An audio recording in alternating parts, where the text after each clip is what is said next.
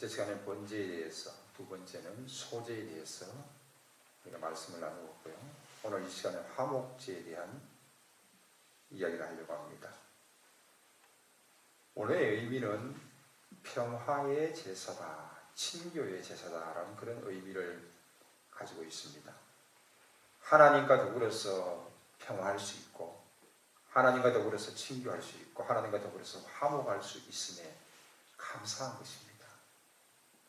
우리가 아직 죄인 되었을 때에 그리스도께서 우리를 위하여 죽으심으로 하나님께서 우리에게 대한 자기의 사랑을 확증하셨느니라. 그러면서 11절로 가면, 로마서 5장 11절로 가면은 우리가 아직 하나님과 원수 되었을 때, 죄인 되었다는 것은 죄로 말미암아 하나님과 멀어졌다는 것입니다. 하나님과 원수 되었다는 것입니다.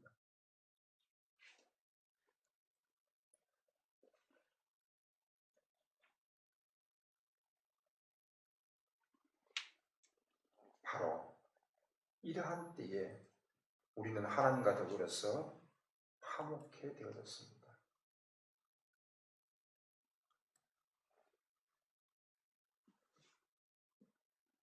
그런데 우리는 하나님 앞에 첫째 시간에 배우는 것처럼 번제를 드리지 않습니까? 번제를 드리면서 우리는 우리의 죄에 대해서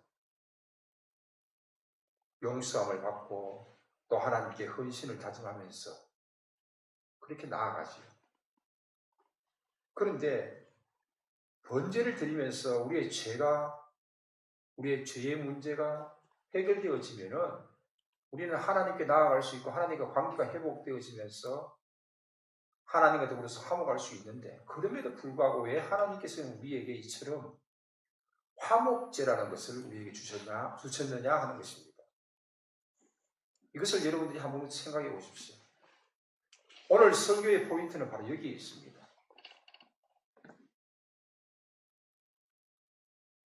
하나님 왜 화목제를 주셨는가? 화목제에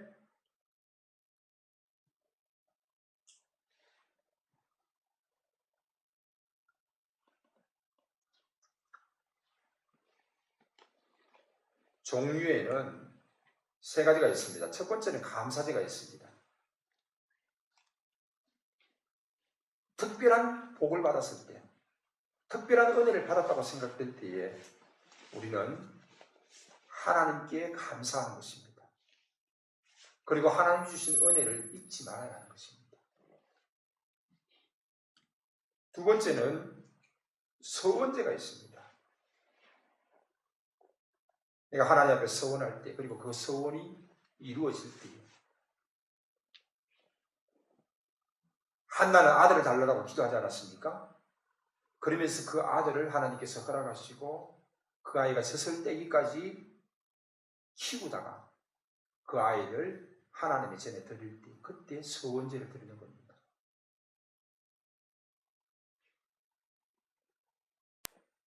세 번째는 자원제가 있습니다.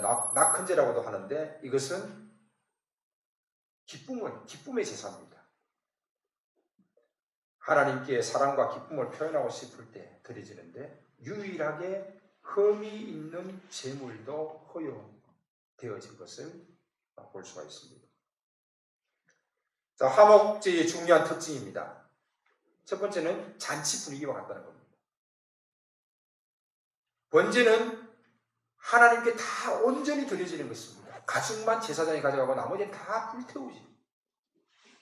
그러나 화목제는 그렇지 않습니다. 하나님께 드려지는 것은 기름만 드려지고, 제사장에게 주어지는 몫이 있는가 하면 그 나머지의 모든 것들은 제사를 드린 자에게 다 주어지는 것입니다. 그렇기 때문에 제사장과 봉헌자가 나누어 먹음으로 인해서 그 고기로 인하여서 잔치 분위기가 되어지는 것입니다. 여기에서 유일하게 하나님의 음식이라는 단어가 11절에 나옵니다. 하나님은 무엇을 받으셨습니까? 기름을 받으셨습니다. 그럼에도 불구하고 그 기름을 받으시면서 하나님은 그것을 음식이라고 표현하셨습니다. 하나님이 왜 기름을 요구하셨겠습니까? 먹지도 못하는 건데, 콜레스테롤도 많고 고혈압 걸리는 건데, 특별히 소의 기름은 먹지 않지 않습니까? 그러면 하나님께서 너희는 먹지 못하는 것이니까 그것을 태워서 나에게 드려라? 물론 그런 의미도 있습니다. 또 한편으로는 이 기름이라는 것은 부와 힘의 상징입니다. 가장 좋은 것이라는 의미를 가지고 있습니다. 그래서 아벨이 양의 첫 새끼와 그 기름으로 드렸다고 이렇게 말하고 있습니다. 가장 좋은 것이라는 의미가 있습니다. 고대에는 그 기름들이 꼭 필요했던 것 같아요. 지금은 기름을 먹지 않지만 사실 어떻게 보면 그들은 먹을 것이 그렇게 많지 않은 시대죠. 지금은 먹을 것이 많죠. 얼마나 많습니까? 특별히 한국 사람들은 이 반찬 가지수가 참 많죠. 잘 먹는 편이에요. 골고루. 그러니까 어떻게 보면 코로나에 잘 이겨내는지도 모르겠어요.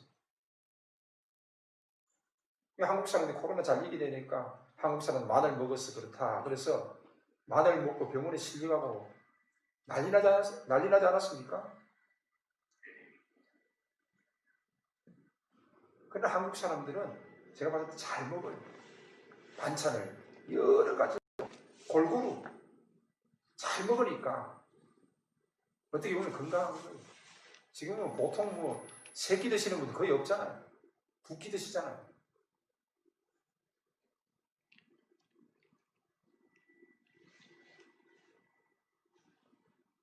하나님의 음식, 즉 음식이라는 것은 식탁을 의미합니다.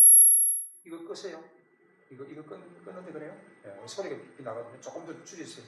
조금만 줄여주세요. 자, 음식이라는 것은 식탁을 의미합니다. 그들은 음식을 먹을 때 식탁에서 먹는데 그 식탁 교제라는 것은 또 특별히 식탁 공동체라는 것은 굉장히 중요합니다. 유대인들은요, 그 식탁 공동체를 굉장히 중요하게 여깁니다.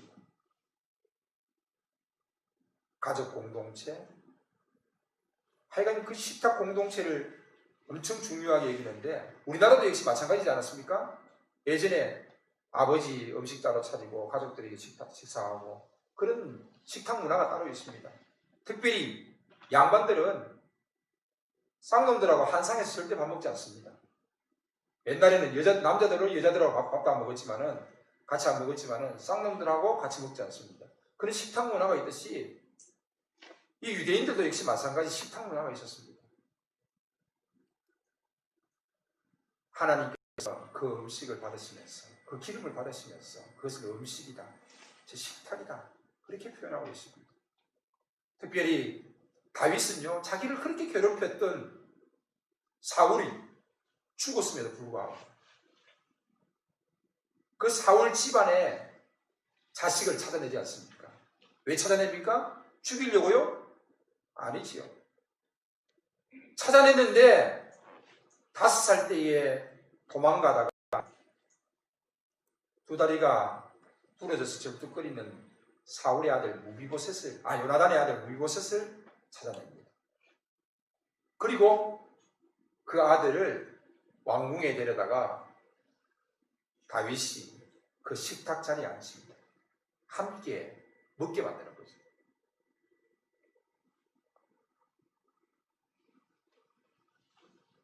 다윗이 압살롬의 반역으로 인해서 도망갈 때에도 사울의 집안의 사람들은 다윗에게 돌려줬습니다.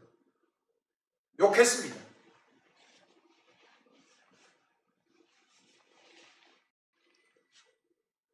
그러나 그럼에도 불구하고 다윗은 이 원수 갚는 것을 하나님께 맡기고 잘못되어진 것들 다 하나님께 맡겼지 자기 자신이 기름 부은 자를 친다거나 또 사울의 집안에 대해서 원수를 갚는다거나 그렇게 하지 않았습니다. 모든 것 다 하나님께 맡겼습니다. 그러면서 사울의 집안을 끌어안았습니다. 이것이 다윗의 모습이요 하나님의 음식이라는 단어와 연관되어서 한번 생각해 봅니다. 봉헌자에게 주어진 고기, 그 몫은 빨리 먹어야 합니다. 감사제는 당일에 먹어야 됩니다. 당일에 먹지 아니하면 그 다음날 되어지면 부정한 음식이 되어집니다. 부정한 음식은 먹으면 부정해집니다. 거룩성이 상실되어졌습니다. 그러므로 다음날 그 고기를 먹는다는 것은 감사제가 무효가 되어지는 것입니다. 서원제나 자원제 역시 마찬가지입니다. 서원제나 자원제는 그 다음날까지 먹을 수 있습니다. 3일째가 되어지면 그것을 불로 태웁니다. 만약에 그것을 먹는다라면 어떻게 됩니까? 부정한 것을 먹음으로 인해서 그 제사는 무효가 됩니다. 그런데 재미있는 것은 봉헌자가 자기 자신을 지킬 수 있습니다. 당일 먹을 수 있고 그 다음날까지 다 먹을 수 있는데 이 고기를 어떻게 했습니까? 자기만 먹는 게 아니잖아요. 다 나누어 주었습니다. 그렇다면 그 고기를 받은 사람들도 역시 마찬가지 이 감사제가 하나님 앞에 바로 드려지기 위해서는 부정한 음식이 되기 전에 거룩한 제물로서 그들이 당일날 먹어야 되고 서원제나 자원제는 그 다음날까지 다 같이 먹어줘야지만이 그 사람이 드려진 화목제가 하나님 앞에 온전히 드려질 수 있다는 것입니다. 그래서 모든 이웃과 함께 먹으면서 관계를 회복하게 하는 것이 바로 이 화목제의 의미가 되어지는 것입니다. 이 화목제는 속죄와 화목의 의미가 있습니다. 속죄의 음수감과 함께 관계 회복을 통해서 기쁨을 누리는 제사가 됩니다. 그래서 로마서 5장 11절에서는 그뿐 아니라 이제 우리로 화목하게 하신 우리 주 예수 그리스도로 말미암아 하나님 안에서 또한 즐거워하느니라. 로마서 5장 8절에는 뭐예요? 우리가 아직 죄인 되었을 때, 10절에서는 우리가 아직 하나님과 원수 되었을 때, 그리스도께서 우리를 위하여 죽으심으로 말미암아 하나님께서 우리에게 대한 자기의 사랑을 확증하시고 우리가 하나님과 더불어서 화목해 할 수 있게 하셨던 것입니다.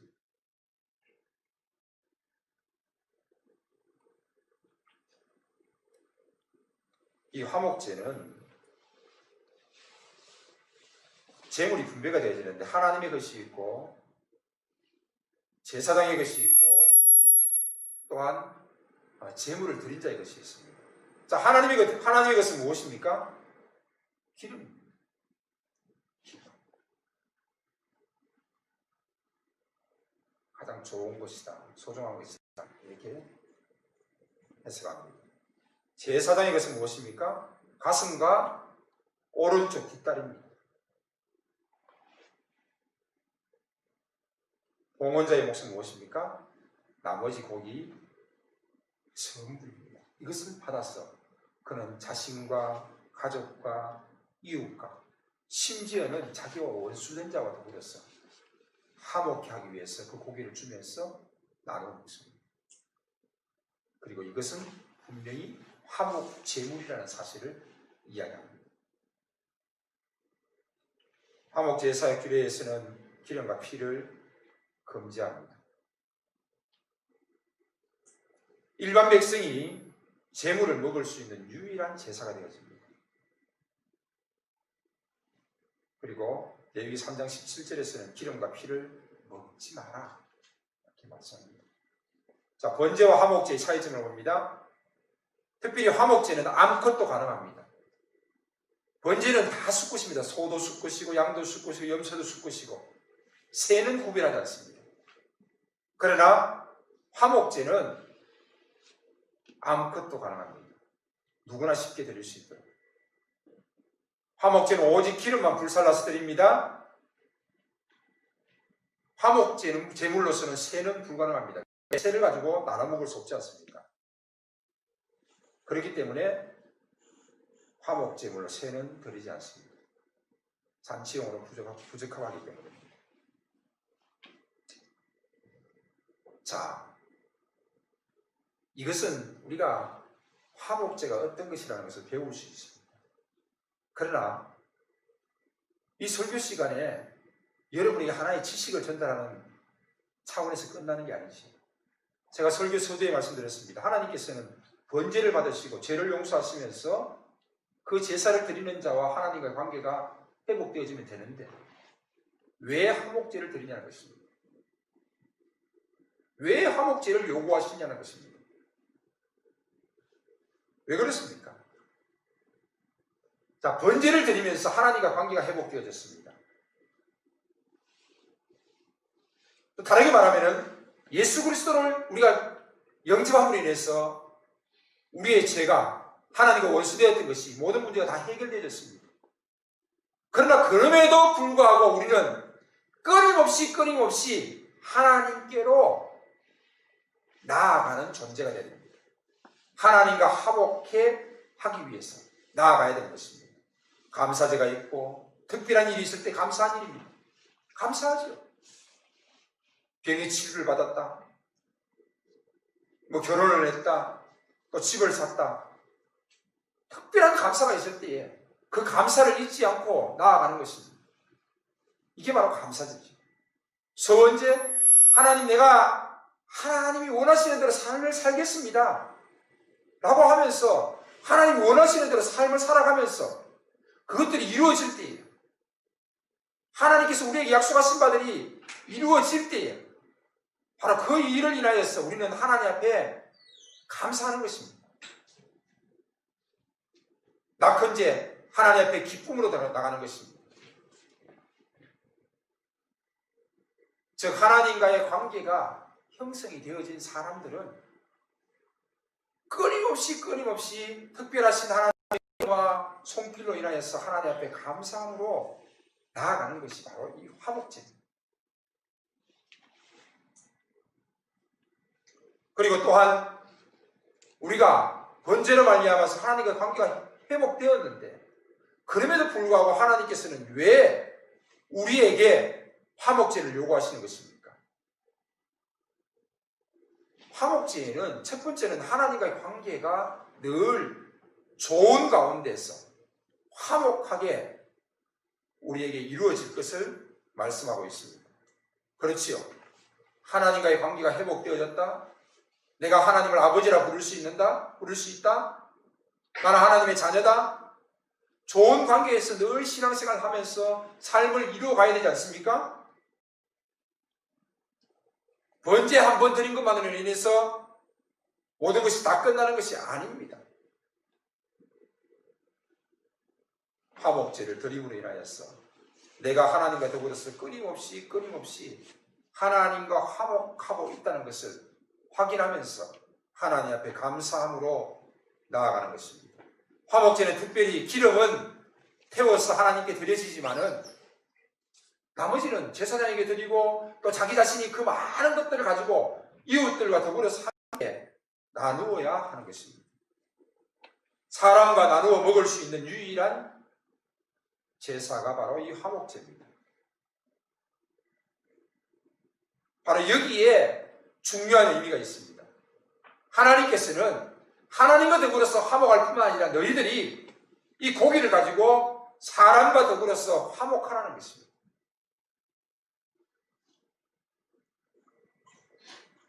하나님과 화목하고 사람과 화목할 때 드디어 그것이 완전한 완성이 되어지는 것입니다. 하나님과의 관계가 회복되어진 자는 이웃과의 관계도 회복되어진 삶을 살아가야 하는 것입니다. 마태복음 5장 22절에서 24절에 예물을 제단에 드리다가 거기서 내 형제에게 원망 들을 만한 일이 생각나거든. 생각난다는 자체가 은혜지요. 예물을 제단 앞에 두고 먼저 가서 형제와 화목하고 그 후에 와서 예물을 드려라. 예물보다 형제와 화목하라는 것입니다. 고린도후서 5장 17절은 유명한 성경 구절입니다. 그런즉 누구든지 그리스도 안에 있으면 새로운 피조물이라. 이전 것은 지나갔으니 보라 새 것이 되었도다. 새로운 피조물이라. 그 새로운 피조물 우리에게 허락하신 목적이 무엇입니까? 18절입니다. 그런데 우리는 이 18절을 잘 기억하지 못합니다. 모든 것이 하나님께로서 났으며 그가 그리스도로 말미암아 우리를 자기와 화목하게 하시려고 또 우리에게 화목하게 하는 직분을 주셨으니 말씀하고 있습니다. 우리를 새로운 피조물로 만드신 이유가 뭡니까? 바로 우리에게 화목하게 하는 직분을 주셨다는 것입니다. 평화를 만드는 자, 피스메이커, 화평을 만드는 자. 어느 곳에 가든지 간에 화목해 만듭니다. 어느 곳에 가든지 간에 화평케 만듭니다.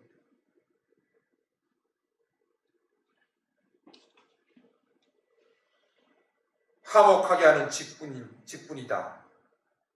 우리에게는 이 직분이 우리에게 주어졌습니다.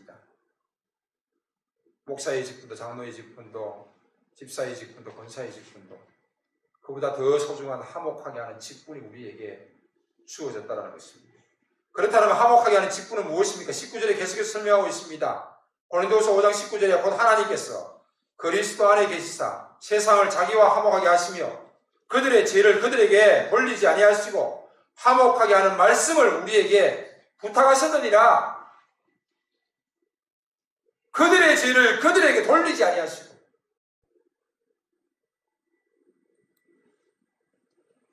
화목하게 하는 말씀을 우리에게 부탁하셨습니다. 우리는 하나님의 말씀을 맡은 자들입니다. 그리고 우리는 화목케 하는 자들입니다.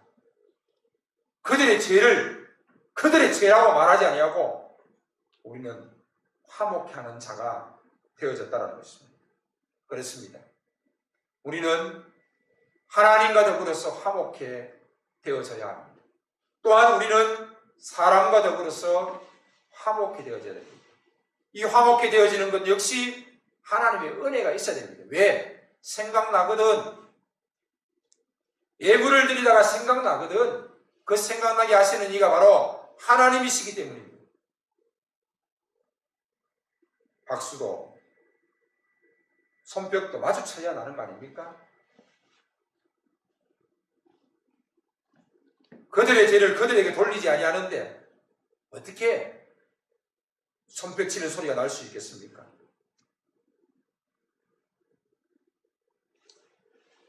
독일의 신학자 본 헤퍼라는 사람은 믿는 사람은 순종하는 사람이다 라고 이렇게 말했습니다. 순종하는 사람이 믿는 사람이다. 어느 수도원에 유명한 일화가 있습니다. 수도사가 수련원들에게 어느 날 하루는 다 불러다가 나무를 이렇게 심으십시오 가르쳐주고 떠났습니다.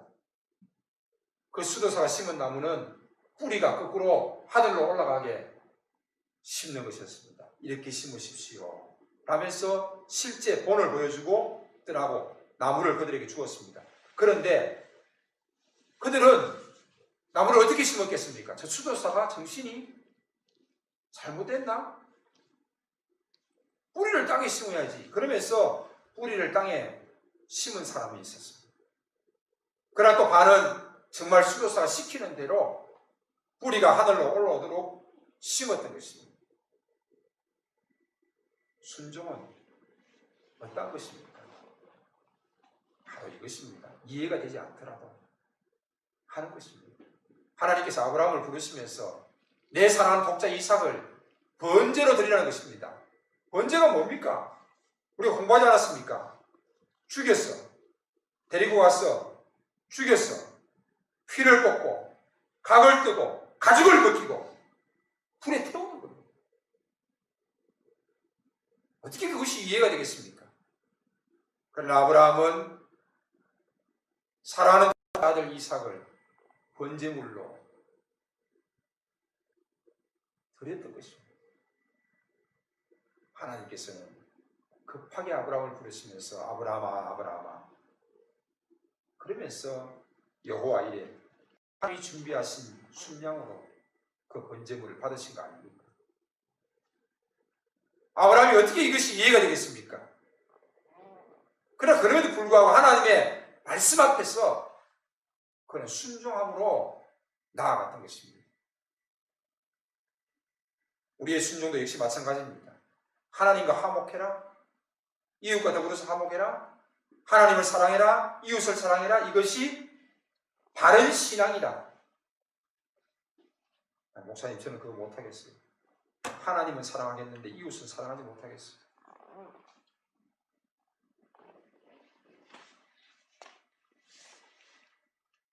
어떻게 미운 사람이 있는데 어떻게 사랑할 수 있습니까?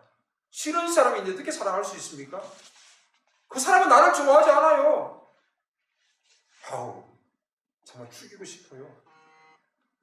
나는 그 사람과 마주치는 것이 싫어요.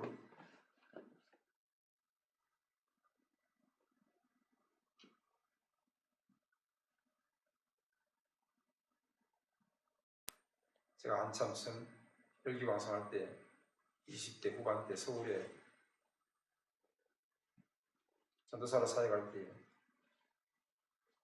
제 마음이 그런 마음이 들었습니다.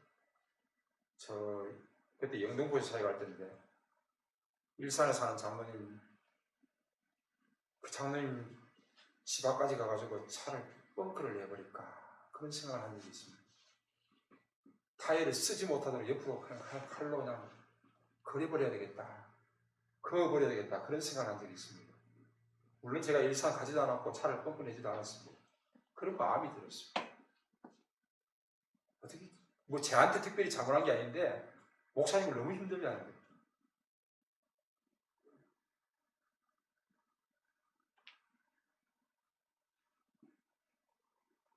그러나 조금 전에 다윗의 이야기를 했던 것처럼 원수 갚는 것은 하나님께 맡기는 겁니다.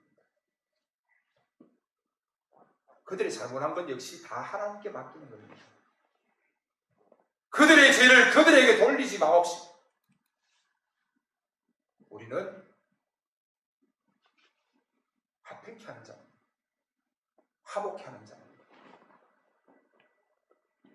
나 같은 죄인이 하나님과 더불어서 화목게 되어졌는데 내가 왜 사람과 더불어서 화목하지 못하고 그 사람과 더불어서 덩지고 미워하고 눈을 기고 그렇게 해야 되겠습니까? 아니라는 거죠.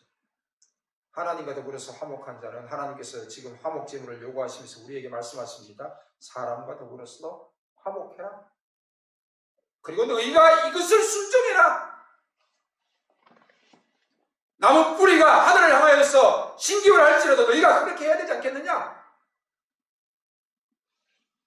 내가 기름을 달라고 하면은 너희가 기름을 나에게 주라. 제사장에게는 좋은 거 주어라. 그리고 너희들이 그것을 너희만 먹지 말고 이웃과 더불어서 다 나눠 먹고 당일에 먹고 그 다음날까지 먹고 그것을 다 먹어야지만이 그 화목제가 온전히 되어진 것이다. 그렇지 않으면 그것은 부정한 복이요. 도리어 너희들이 내 앞에서 죄를 범하는 것이다. 이것이 바로 하나님께서 화목제를 통하여서 우리에게 주시는 메시지인 것입니다. 맞는 말을 맞다고 큰 소리 치는 것도 참아야 됩니다. 시간이 지나면 그것이 또 맞지 않을 때가 참 많습니다. 분란을 일으키는 것은 그리스도인이 올바른 자세가 아니죠.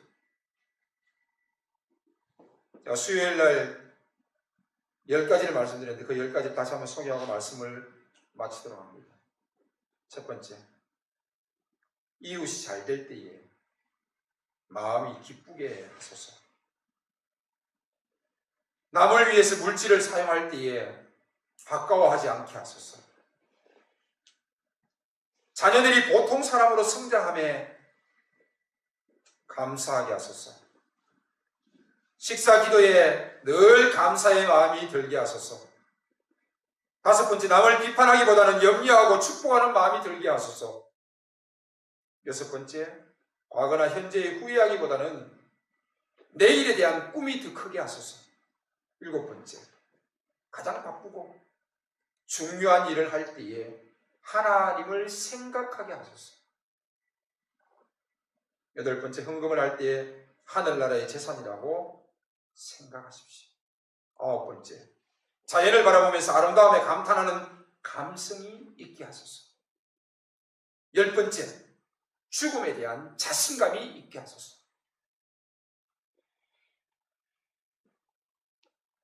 이 10가지 중에서 많은 것들이 이웃과의 관계를 설명하고 있습니다.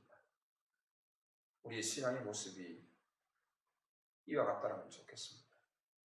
그리고 하나님과 더불어서 화목하고 이웃과 더불어서 화목할 뿐 아니라 화평케 하는 자가 되어지면 좋겠습니다. 화목케 하는 직분을 맡고 하나님께서 우리에게는 말씀까지 맡기셨습니다. 그 말씀을 많은 이들에게 전해야 되지 않겠습니까? 그리고 한 영혼이 하나님께로 돌아오는 이 일로 인하여서 하늘나라에 기뻐하는 잔치가 있어야 되지 않겠습니까? 하나님께서는 화목제물을 드리는 우리를 기뻐 받으시고 그 드려지는 그 기름을 음식으로 여기시면서 향기로운 냄새로 받으십니다. 또한 우리에게 많은 것으로 허락하시면서 더불어 화목하기를 원하고 계신 것을 볼 수 있습니다. 화목제물, 화목하십시오. 화목케 하는 자가 되십시오. 여러분의 삶 속에서는 늘 하나님과 더불어서 화목케 되어지는 은혜가 있기를 바랍니다. 또한 이웃과 더불어서 화목케 되어지는 일들이 있기를 바랍니다.